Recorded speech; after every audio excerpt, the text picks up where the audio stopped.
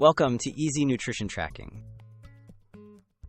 Yazio makes it simple to log your meals and keep track of your nutrition. One of the fastest ways to enter accurate food details is by scanning barcodes. In this guide, you'll learn how to use Yazio's barcode scanner to quickly get nutrition facts for your favorite foods. Opening the Yazio barcode scanner. To start, open the Yazio app on your phone. Go to the section where you normally add food, like breakfast or lunch. Look for the barcode icon next to the search bar or the Add Food button. Tap the barcode icon to activate your phone's camera and launch the barcode scanner. Scanning a food barcode.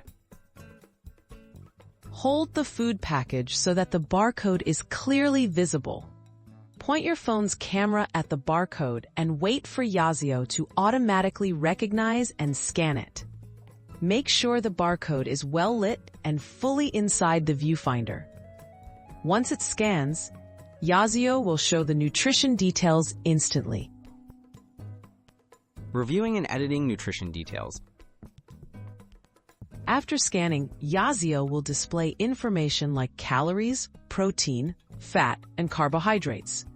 Check the details to make sure they match your specific product.